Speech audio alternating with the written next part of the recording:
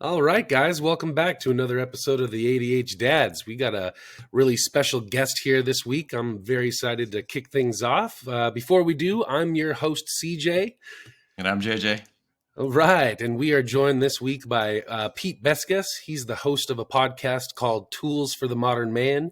He has a consulting business where he coaches men and dads on how to live more meaningful and connected lives to their families. His mission is to help modern men overcome challenges and ingrained beliefs that are preventing them from enjoying their careers, their families, and their lives. He helps men take back control from the freedom that they crave. I'm really excited to have Pete here because he focuses a lot on anger talk too, and we just did an episode a couple back here, and it's a topic that's near and dear to my heart. So welcome, Pete. Can you tell us a little bit about yourself, brother? Yeah, thanks, JJ and CJ, for having me on. I'm really excited to have this talk. I'm a life coach. I've been coaching for about 3 years now. And my focus primarily is to help men and teach them the tools that they didn't learn through life to handle the new pressures that we all have as we progress. So layering family, career, kids, age, health issues, all those kind of stuff. And I think the traditional methods and the traditional mentors that we had in the past, we just don't have in today's environment. So that's where I'm trying to give back to all of the listeners and everyone else that's out there. Awesome. Yeah. How did you get into this work? What made you kind of decide to shift your career path into this and do this kind of stuff? Well, I spent 20 plus years in the oil and gas industry and energy as an engineer, and I had my own midlife crisis. I got married, had kids, was promoted, and through my own crises, I realized that the only way I was going to get out of it was to evolve and to change and to get support and to put in boundaries and buffers to help me succeed. And it was only through a major life event and subsequent years of suffering that I then learned those tools. And that's kind of where I was like, well, I can't just keep this to myself. I have to share it with people. Isn't it funny how those life changes are the ones that are the catalyst for us to either grow or get buried? I heard something the other day that's really been sticking with me. It said change happens in one of two ways, either voluntary pain or involuntary pain. So 100%, right? And I've seen that too. And I think it comes at a certain age, or maturity, when we start to see how some of our previous beliefs get challenged. And then we're stuck with now what, and I think that's where a lot of us face that typical midlife crisis, is that we check off all the boxes, we do all the right things. And then at some point we're like, this isn't working for us anymore. Like nothing's changed, but I have. So what did a midlife crisis look like for you? You went out and bought a leather jacket and a motorcycle and got a tattoo? No, mine was pretty, I do things big, Colton. So I do things pretty big. I quit my job like I said, my career of 20 years. I sold everything and I moved to California from Canada with my wife and kids, who at the time were like 3 and 2 years old, to start a dental practice. Because, hey, if I can do that, if I could do, engineering, I could do, managing of a business. And my wife is a dentist. And that was my midlife crisis. However, I didn't realize I was jumping out of the frying pan into the fryer with that. And that put me on another 3-year journey of pain, suffering, and challenges. And throw in COVID, all of those became a pressure cooker that really did force me to change, to evolve, or kind of regress. So it was really, I had no choice. I had to either evolve or die.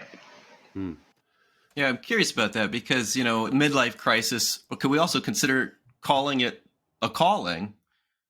Something that, when we hear about the human brain doesn't mature fully until we're in our later 20s, and we've already gone through all this higher education, then we realize this isn't quite the path that I really think I'm called to go on. What does that look like? Is that a midlife crisis, or is that just realizing I'm identifying who I really am now? Yeah, and I talk about this a little bit in my podcast as well. It's what are our phases in life, right? And I believe the early phases is us just trying to learn the mechanics of being alive, walking, talking, eating, potty training, all those things, right? How to communicate with people, how to talk, how to make a friend. The next decade is really us in an emotional maelstrom, right? Till we hit our 20s. Now with our going to school and prolonging kind of adult life, we don't really face true challenges until we're in our mid to late 30s, late to mid 20s. And at that point, we're on the rails. Like, we're following the rule book that our parents or our friends set up for us, the ideas of what we think we want. You go to school or you don't go to school, you follow a passion. And then you start to layer in relationships. And I think at that point is when you start to really feel friction. Right. Careers are one thing. I think men especially like to lean back on careers because they feel control there. If I show up, if I do the work, I will get a bonus or I will get a salary. And there's this feedback loop that you get, right? Positive or negative. And then you start to build in relationships, and those are its own challenges. And then you throw in children, which we're all not prepared for once they happen, right? And each child is completely different. If you have multiple children. And I think at that point, you really start that friction in life really starts to challenge some of those beliefs that you have.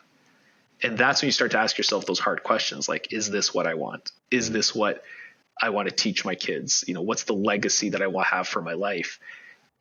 That's the rude awakening, I believe. Yeah, I got to be honest with you. I'm still trying to figure out how to walk, talk, and potty train. It's an endless pursuit. But no, you're right, man. We don't have this training as men, and I think that especially for myself, I think I made a lot of mistakes in my 20s and 30s, just kind of reacting rather than, than acting on who I wanted to be and become. And I think a lot of men and humans in general do that. We just kind of breeze through life and not really give too much thought to the direction or the intention that we want to put behind it, So, but I have been encouraged, since I've become a stepfather and kind of gotten into the space. I really feel that hopeful spaces here for men in general within the last 5-10 years or so. I feel like there's been a lot more coaches like you and a lot more podcasts like the Tools for Men and us here at the ADHDads and a lot more resources for us men to live the lives of what we're talking about here. So I'm really happy to have you on and have you talk about the stuff that you're doing. So I know that you kind of get into anger a little bit too. Where does that come from for you in your life, and why is that important in your coaching?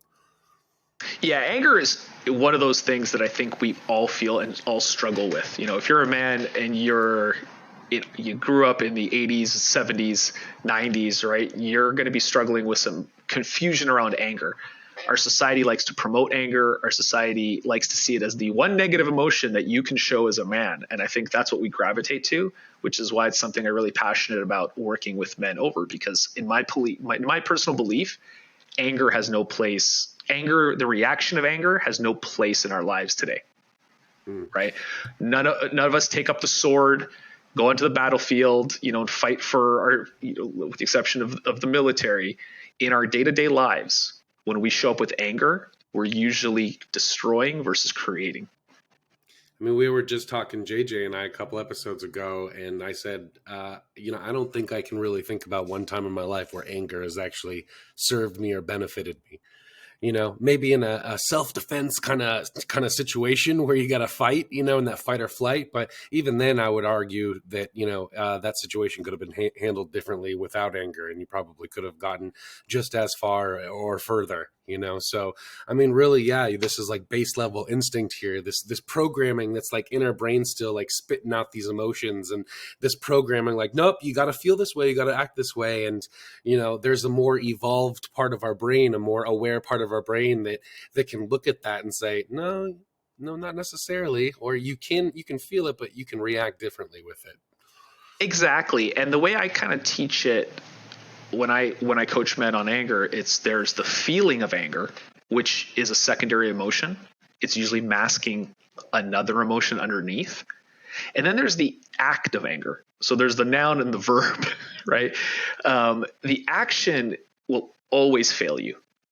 The feeling is a trigger. It's something that we need to learn to identify and ask better questions around where is it coming from. So that's one of the things I really focus on. Most of us, it's instinct because we've been trained, right? Whether you're a child in school, especially if you watch sports, I think this is one of the biggest places where anger is encouraged, right? Get aggressive, go after that person, stand your ground, all those kind of tropes that we were all taught with. And then you look at the media or the movies that we watch. We'll put, violent movies on TV over sexual movies, right? Because we're more afraid of sex than we are about violence. So, for example, as a little kid, you'll be watching violent movies, from day one. So that's okay.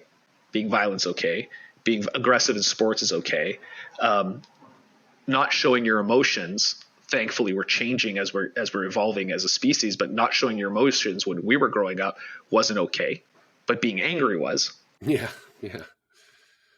So I've met lots of guys who say, I don't, I'm not very emotional. It's like, well, do you get angry? It's like, yeah. Go, then you're very emotional.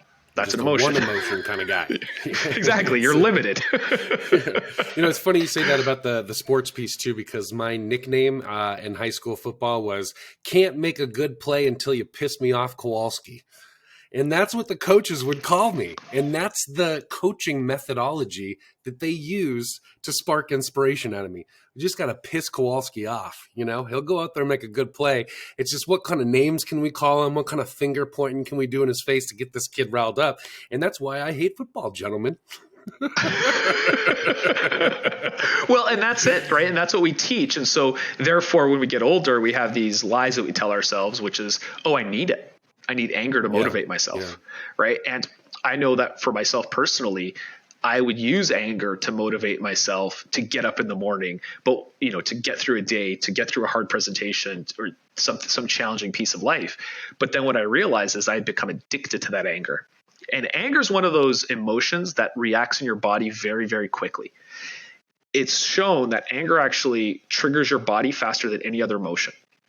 And what it does is it releases cortisol and adrenaline and noradrenaline, and all of those chemicals they were designed evolutionarily to only be released in extreme situations. We were not meant to live off of a constant cortisol shot or cortisol shot, right? And so what that does is it puts us in basically heightened blood pressure. It takes away vital functions from other parts of our body, and it keeps us in a constant state of stress. Well, we all know what stress does, right? It's cancer, heart attacks, strokes, obesity, diabetes. Our society right now, the number one cause of all of our deaths is stress. Yeah. The majority. Yeah, and that amygdala part too. It's like, that's that caveman. That fight or flight was because we had cheetahs and lions and mammoths chasing us. And now it's because we've got deadlines at work or a test or we're late for a soccer practice. But it feels the same. It's the same physiological reaction that's happening in our bodies. It's the mind piece that we have to learn to work with to say, like, step back from that. No. There's no lion here. There's no saber-toothed tiger here.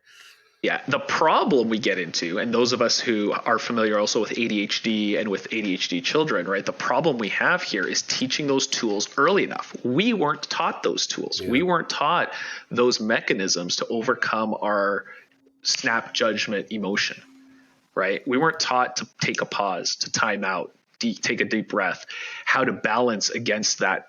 We call it a volcano in our house. When's the volcano going to erupt? And that's what we're trying to undo. We're trying to undo 30, 40, 50 years of programming. That's where coaching helps. So Pete, you mentioned earlier that, like anger was a motivator for, doing something at work. And then you also mentioned it being a secondary emotion. Where along the line are we missing that step to identifying that secondary emotion if we're saying anger is the motivator, but really that's the secondary emotion here? Yeah. So what people would use with anger, because it's the acceptable feeling, that's kind of, we paint the brush over everything else. You ever see those old paintings and underneath the painting there's another painting and the artist just painted over it? It's the same thing with anger. So we go to anger because we're trained to. That's like acceptable, let's use it, right? It's motivating. But if we actually dig deeper and we take a pause and reflect on the anger, we can see it's usually a handful of other things: frustration, shame, fear. Right? The other one's rejection as well. That's a big one. But when we're feeling, defensive, when we're feeling rejected, when we're feeling shame for doing something, we'll react with anger because that's the one we're trained to do. And that's what gets us into trouble. Because let's take, for example, children. When we get angry at our children, it's one of two feelings I found: fear or frustration. So your kid will run out into the street, you'll get angry, you'll pull them back. What are you doing? That's fear. It's not anger.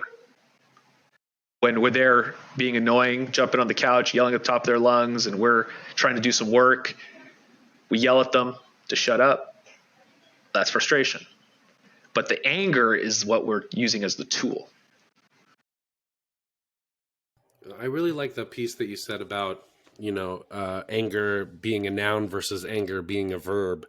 And JJ and I were just having a conversation the other day where I was telling him that, in some of the earlier arguments that my wife and I got into, she said a piece to me that has resonated with me. And I don't think that I've ever been told that before.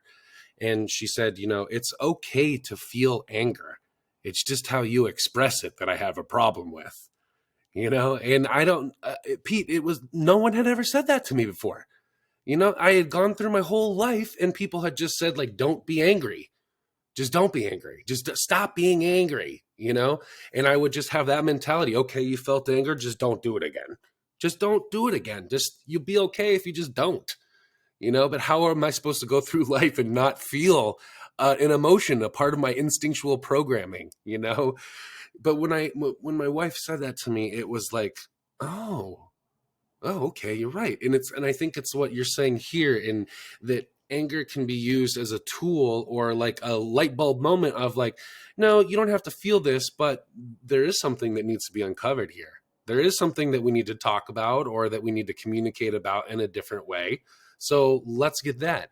And, I've mentioned a couple of times on the show, JJ, where I had that mentality in my life of just run away from the anger, run away from the negative behaviors that I don't want. And when I really started looking at them as opportunities to, oh, you know what? And I think that that's what we're talking about here. And that's what I've been kind of trying to articulate over the last couple of episodes is once I started looking at anger as a noun rather than a verb, as a thing that hits that little bit dinger in my head and says, something's going on here. Let's ask some more questions to uncover that, rather than this is an expression of what you're feeling and who you are right now. And once I differentiated the two between the noun and verb aspect of it is when I personally really started to have success with uncovering the whys to those outbursts. And I would agree with that. I think the awareness, I kind of coach this all the time. Awareness is the first piece. You can't, and it goes back to my engineering roots, you can't solve a problem that you don't know you have or you're not aware of. And it's really about identifying triggers and asking yourself, okay, what is underlying why that trigger matters to me? Like, what is it that's causing that to happen, right? And once you ask better questions around it, then you can really start to dig deep. And I'm just going to caution, this is where the problem lies for most people. Once you uncover the problem, a lot of people are afraid to solve it because it's scary. It's scary for a grown man to really feel shame. It's scary for a grown man to admit that he's afraid, right? Or for a grown man to admit that this feeling of rejection is what's causing him to act like have a tantrum. So, Pete, if some guy's coming to you, like, is that because they've decided that I am I am experiencing shame, I am experiencing fear, and I need to kind of work through this? Is it a healthy mindset, or what does the typical person coming to you, struggling with anger, give you with their story? Most people are just trying to deal with the after effects of anger. The bull in a china shop. They see all the broken glass and they're like, oh man, like I gotta take care of this. So there's usually some pivotal moment where somebody will look in the mirror and be like, this can't go on.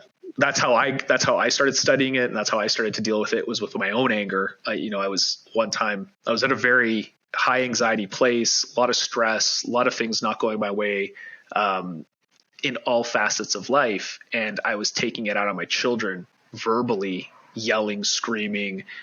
And it took a moment where I had looked at the look on my son's face when I was yelling at him. And I saw the fear reflected back and the shame reflected back. And it was in that moment that that's what shone the light on me to say, oh crap, like I'm propagating this. My actions are having a real effect on a 3-year-old who doesn't know any better. Like, they shouldn't look at their father from a place of shame and fear, was the thought I had about it. So, and I think that's what most people who come and talk to me start. What's interesting is one of my first, I always love the very first coaching session I have with men on anger. And we uncover one idea, one thought, and then to show them the underlying feeling usually is quite revelatory. I had one, I'll give you guys an example. I had one client, and in the first, I think we all feel this way when our kids are being disrespectful. My kid's talking back to me. My kid's being disrespectful. That's a trigger for a lot of guys, right? Like, you can't speak to your father that way, and you get angry. And what we did is we kind of went down the rabbit hole as to why would you feel angry if your child was speaking to you in a certain way? And what does disrespect mean? Ultimately, because we like to throw these words out, but we don't question ourselves further.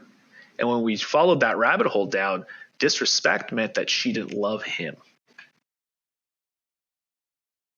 And that was an eye-opening statement. I'm angry at you because when you're disrespectful, it means, and I make it mean you don't love me. Therefore, I'm rejected. So when a story like that is brought to light in somebody's mind, is that something that they lean into as a fact, or is that something that they can now work through and realize this isn't actually aligning with this relationship? Therefore, now we can work on the relationship, and I can come to them with a more even-keeled approach.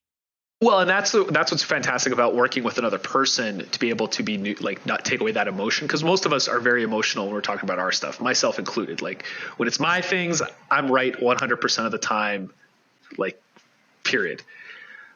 So when somebody comes to that realization, so we'll take the example of your daughter's being disrespectful equals she doesn't love you. Well, you can ask a guy, do you believe that to be true? Do you believe your child does not love you? And there isn't a parent that I know who will answer, yeah, I believe that they don't love me. Once you make that click and you're like, your anger is coming from you and your belief that you're not loved, it's very easy to kind of work your way back up out of the rabbit hole to show how that anger shows up to your children, to your spouse, to the people around you, in a way where they now feel that they're not loved by you because of the response. It's this negative feedback loop, or positive feedback loop, but in a negative way. Well, and I feel like, man, that 9 times out of 10 when I'm angry, and then once I realize what I'm angry about, it's something silly like what we're talking about, right? Like, once you uncover the other emotion under the anger, it's something silly like that, like being disrespected or feeling unloved from your kid, which, again, like you're saying, if we really take a pause to ask ourselves that question, is that what's really going on here? No, why do we attach so quickly that aggression to a situation when we feel something like that? It's, if we could just pause and cast that Harry Potter spell, ridiculous, on the thing that's making us mad, we would realize how ridiculous it is, Yeah. And that's actually some of the techniques I use for myself, especially because I think it's if you've been trained for 40 years in a certain mindset, you're not going to overcome it in 5, you Yeah. know? So it's something that I'm very aware of, and I catch myself, and I like to do audits even after I've had a blow up now. Yeah. So you'll see, like, if you have a blow up, if you have an opportunity to review it in your head and say, well, what triggered me? What was that? And then you can kind of dig deep into it. Once you kind of come to grips with it, it's so much easier to go and apologize, because this is another thing I know guys don't do. We don't apologize, Yeah. but it doesn't cost us anything. If anything, what it does is it adds some integrity to bad behavior, right? It allows us to go back and say to the person that we got upset at, I apologize for that reaction. This is what I was thinking. This is what I was feeling, and sharing with them. And it's super powerful for our children to see an adult who does overreact, acknowledges that they overreacted, and explains to them why. Because now they get to see the process as well. So the next time they talk about their feelings or they talk about their issue, you've modeled it for them. I'm kind of curious to how that process goes when you're coaching with a client.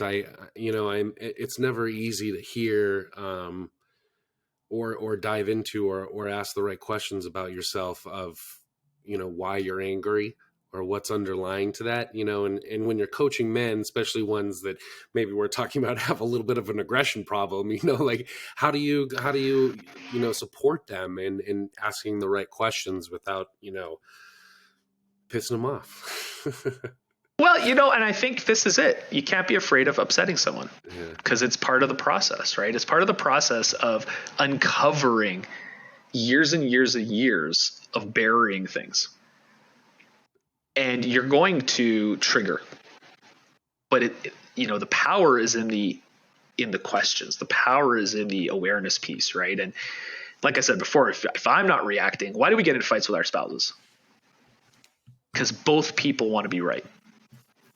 Both people want to be heard, right? So you can never really, in my opinion, you can't really solve your anger issues by talking to your spouse because no one's neutral there. Whereas when you're with a coach or someone neutral, a therapist or anybody else, that person will not react to your anger. And that's powerful. And I think a trap a lot of marriages fall into too is a lot of couples do rely on the other person to fix their anger problems. If this person would only do this thing that I've asked them 100 times to do, then I wouldn't be angry. We wouldn't fight if they would just do or act or say this thing that I need from them. When I feel, again, a lot of that this work that we're talking about revolving around anger really depends on that independent existential journey of going inward and asking where it comes from and why you're scared of that or what goes underneath that. So what kind of tools do you kind of give men after you've kind of asked and uncovered those surface level questions? What's the next step? Where do you kind of direct them to go from there? Well, and this is where I think it's an evolution, because the first steps, and the way I teach it in one of my webinars when I have them on anger, there are 3 kind of, I call them groups of angry, right? Triggers. There are situational triggers, and those are your standard traffic, standing in line. I like the DMV. The idea of going to the DMV never makes anyone very happy. Then there's other people and the way that other people behave that makes you angry. And then the third one, and this is where you evolve to, because I always like to use the simple day-to-day stuff to really uncover the behavior. Then you can move to the next phase. And then the third phase is you. What are your deep-seated beliefs about anger?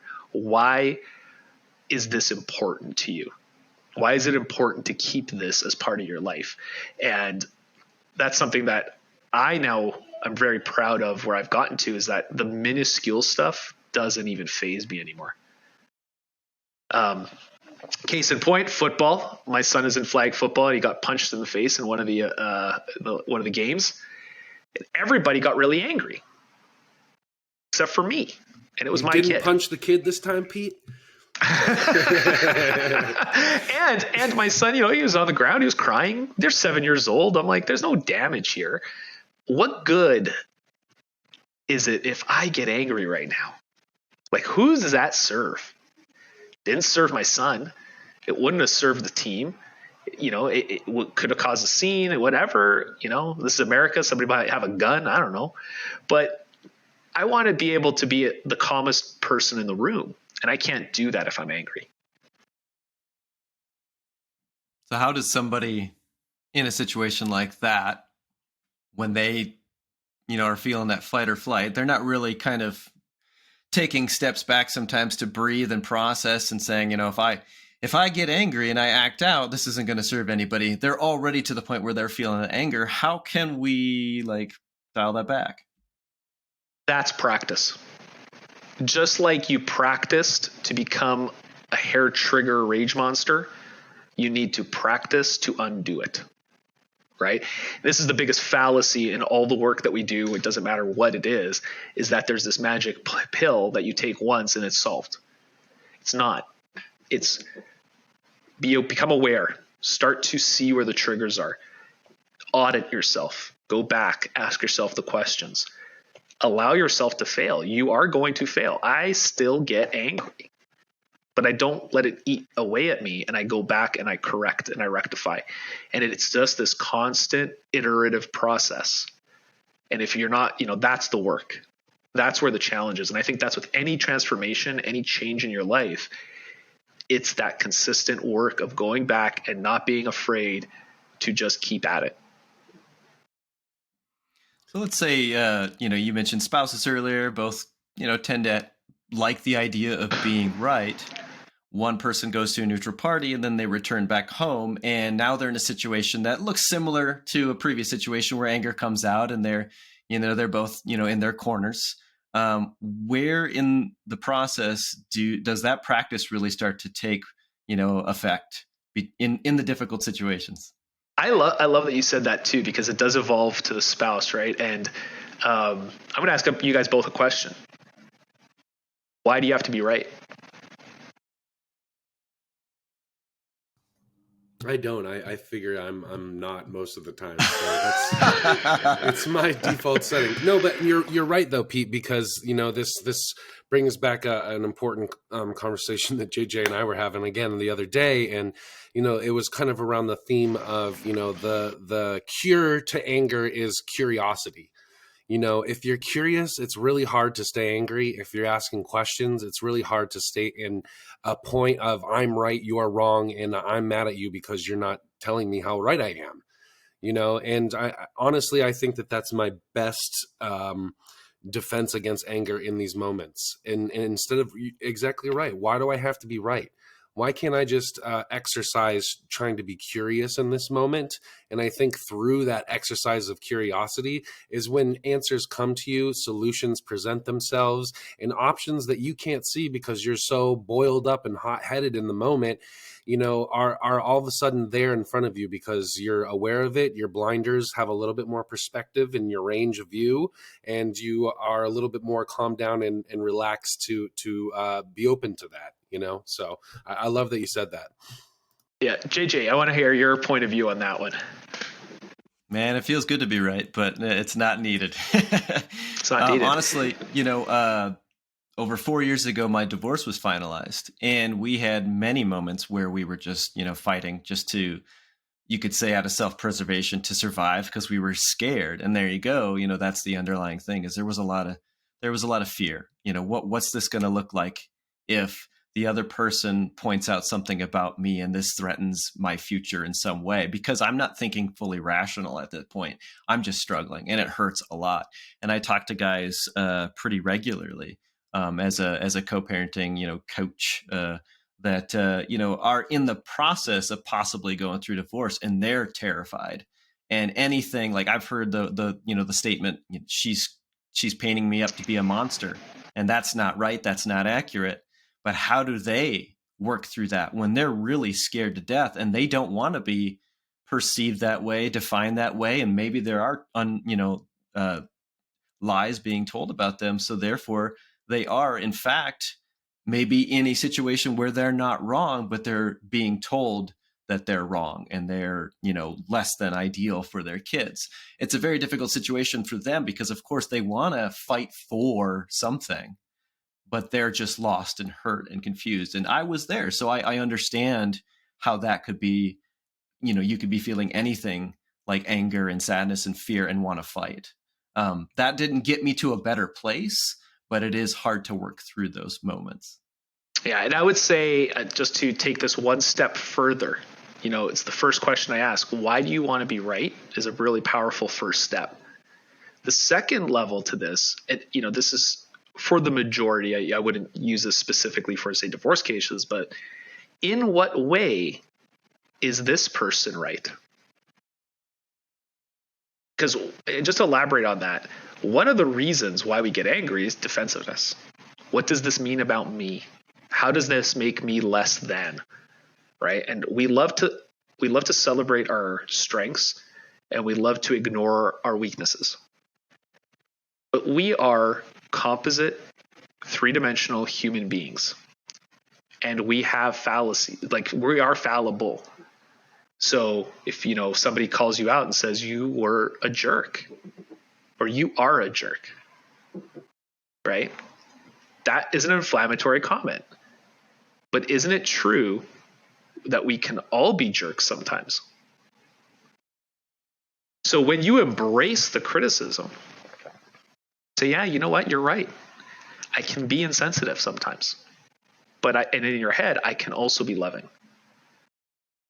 I can be afraid, but I can also be strong.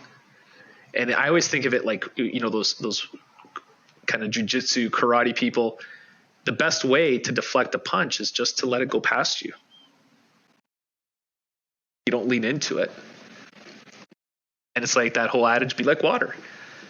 Accept a little bit of responsibility for it, and then it loses that power.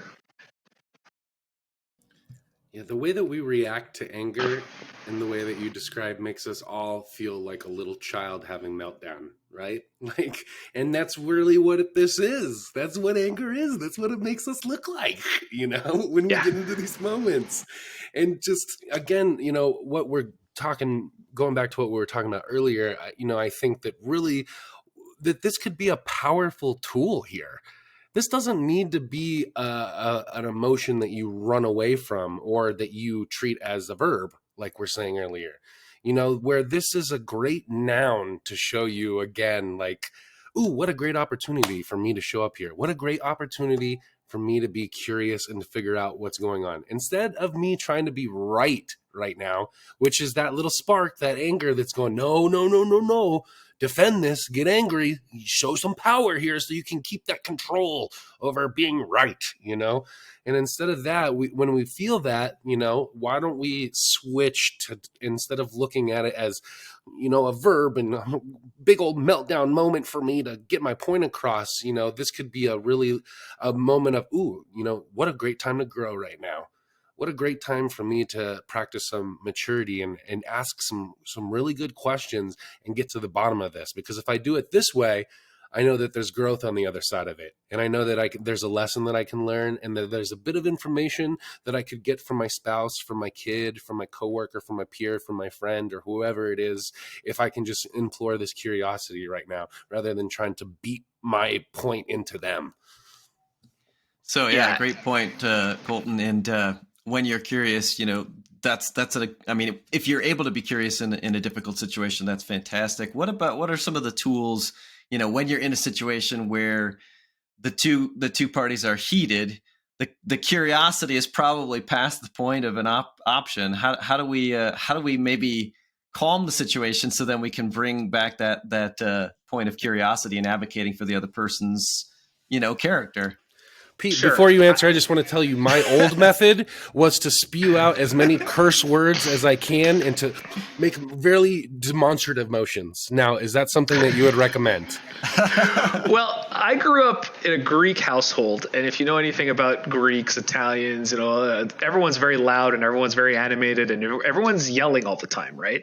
So that was my default. I'm also a loud talker in general, so even if I speak, people think I'm angry, and I'm like, no, I'm just loud. Like, that's just, I'm not angry. So no, I don't like, I curse a lot still, but that's not my go-to anymore. I found two great techniques, and I love that's why my podcast is called Tools for the Modern Man, because I love tools, right? We love toolboxes, help us get better. The first one, if you're going into a conversation with your wife, carry a notepad. Always. What I found is write notes while she's talking at you. Oh, for some women, that'll trigger them right away, by the way. True. But it's a very easy thing to say, listen, I just want to be able to write down what just to hear. Like, I don't want to, misconstrue what you're saying. I just want to do this. But what it really does is it slows you down.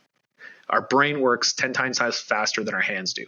So having to slow down, pen to paper, thinking about what they're saying, writing it down is going to invariably slow you down.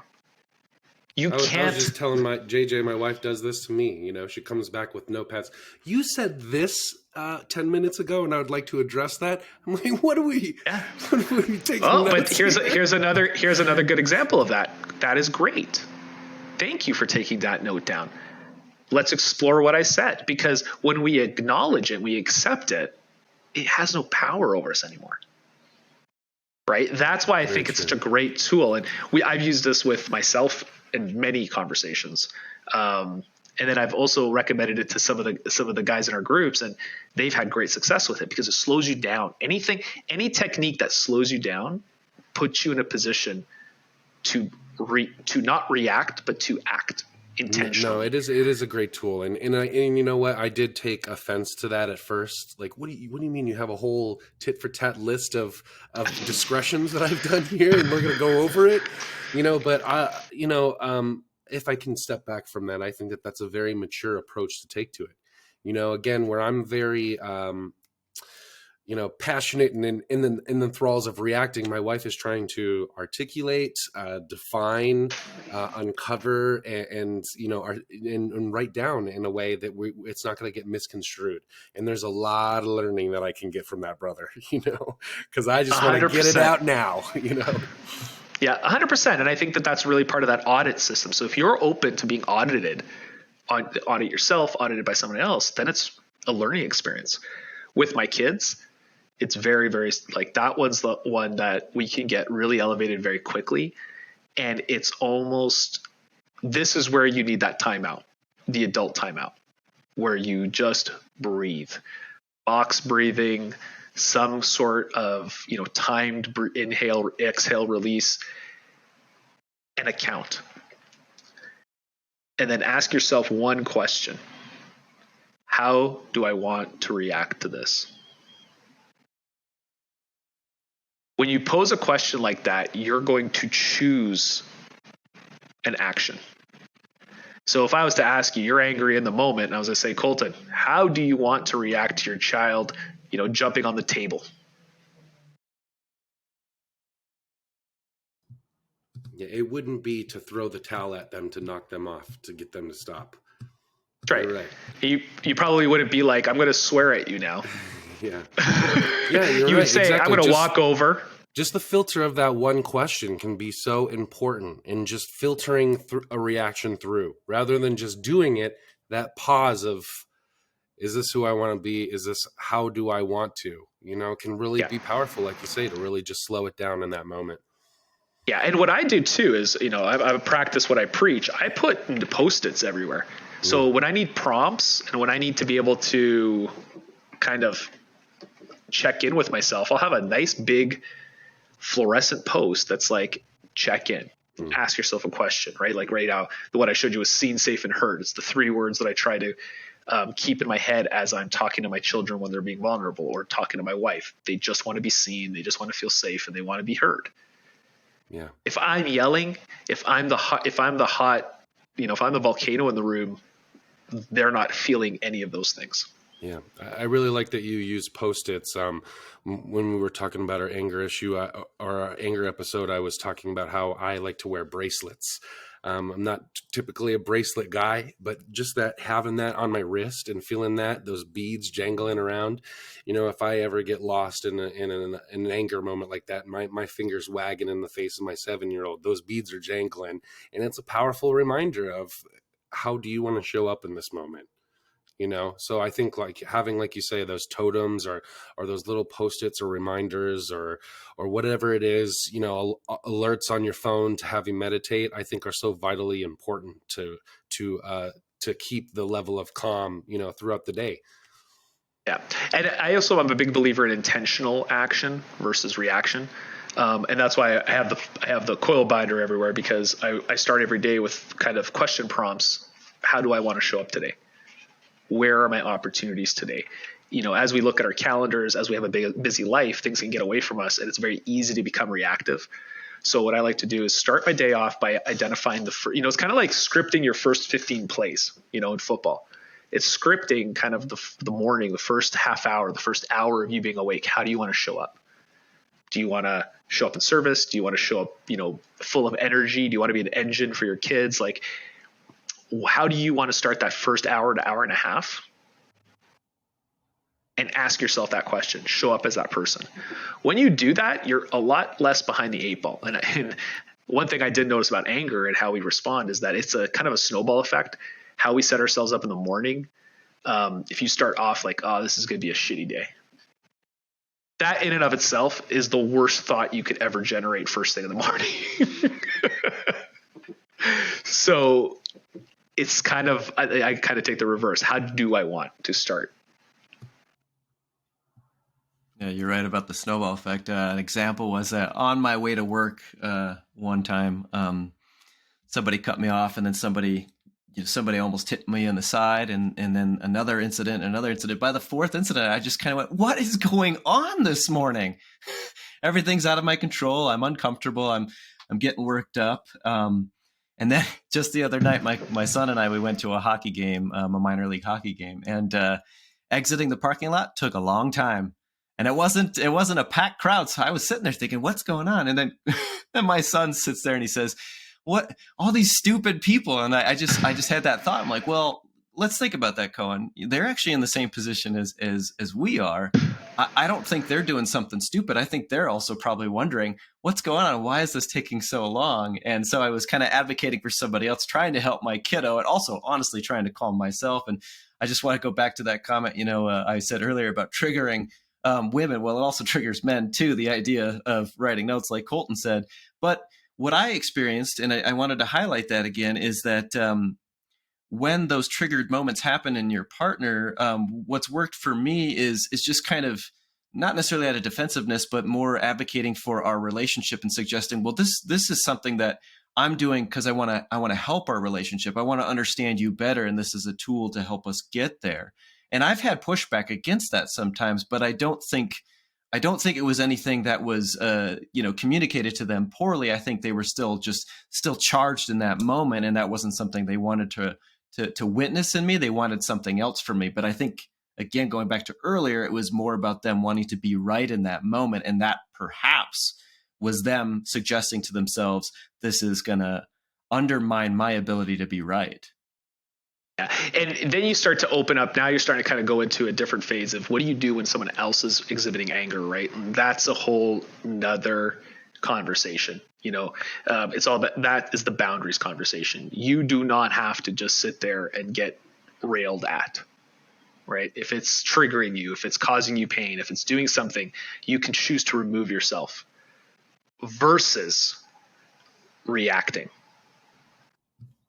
So what are some of the ways that couples or men can establish those boundaries, both for themselves, maybe communicating with a partner that, these are my boundaries. When I get like this, maybe these are the things that I need to have, or maybe that looks like a conversation with yourself of what are my boundaries when I start to feel anger, maybe boundaries are. Yeah, maybe if I'm feeling this way, I need to set a boundary for myself that once I get to this point, this course of action needs to go into it, and then what does that conversation look like? And then how is that maybe different from a conversation with our spouses of when you get angry, I need to set this boundary in place? Boundaries are always for you. They're never something someone else does for you. Wow, I love that, Pete. Wow, can you go into that a little bit more? That's why I said this is a whole nother podcast. You do not create a boundary that starts off like this. Yeah. When I'm like this, you must do this. That is not a boundary. Those are instructions. That's interesting because I think a lot of men look at boundaries that way, Pete. You and they're need wrong. to, when you get to this point, you need to do this to respect my boundaries, you know? Yeah, I've heard it said, you can't talk to me that way. Well, I mean, technically they still can. Yeah, that's right. And that's why I said it's like when we talk about, let's try to keep it in the anger container. When somebody is exhibiting anger towards you, you have choices. They can act however they want. And they do, and they will. You don't control that. You can step up and reflect the anger back. You can walk away. Or you can shut down, which is the freeze component. But you have choices. You need to know your boundaries. You need to define your boundaries and communicate your boundaries. For example, if you're getting yelled at by your wife, I appreciate you're angry, but I don't have to stay and listen to this. They can continue to be angry. It's fine. Man, they'll be fine. Just so powerful because, I mean, we talk a lot, especially in a lot of these co-parenting calls that JJ and I do, and a lot of men that are going through separations or divorce. Boundaries is a big issue that we talk about, and we were just having this discussion about what are boundaries, how you define them, and how do you enforce them. And again, a lot of people look at it as you have to stop doing this thing or it's on you, where you're absolutely right. I think a boundary is for yourself. When are you going to realize is your threshold of stopping, and what are you going to do to prevent yourself from going there? Or once you do go there, how are you going to react? A lot of us have this subconscious resentment that we bring into our boundaries with our partners. I'm going to establish a boundary. Like JJ says, you can't talk to me that way.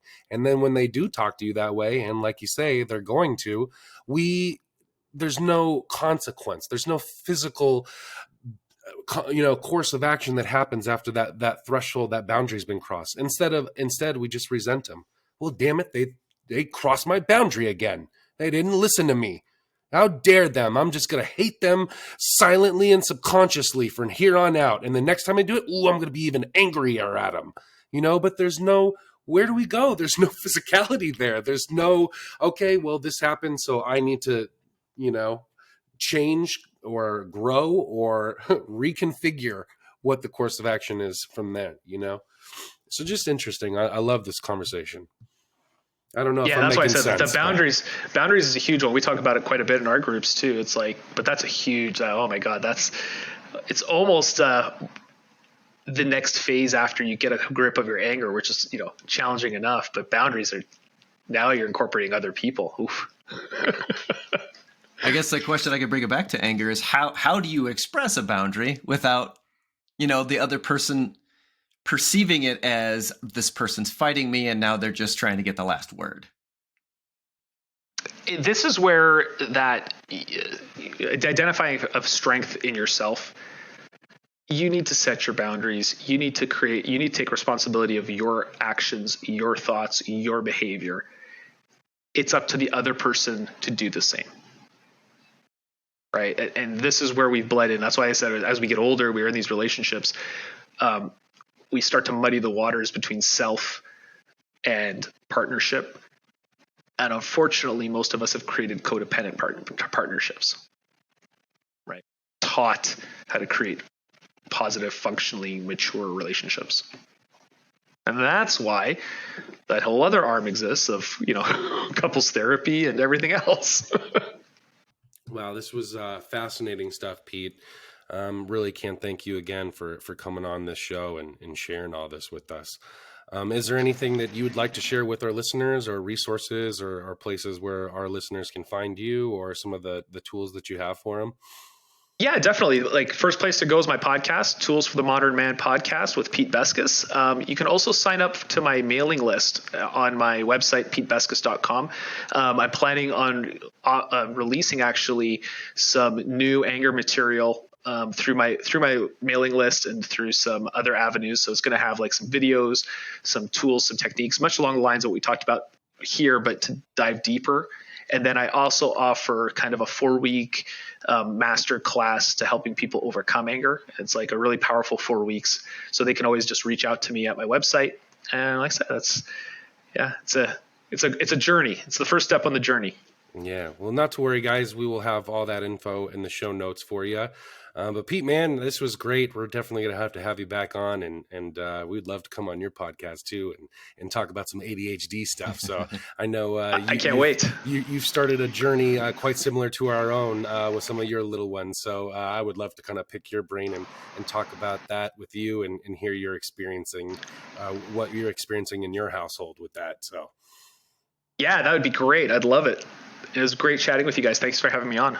Yeah, Thanks, thank Pete. you, Pete. Yeah, and thank you, JJ, and thank you guys for listening. We always encourage and really appreciate your support. So thanks for tuning in, and make sure to like, subscribe, and comment and all that jazz. And thank you, Pete, and see you guys next time. This is the ADHDads. I'm CJ. I'm JJ. We'll see you next time.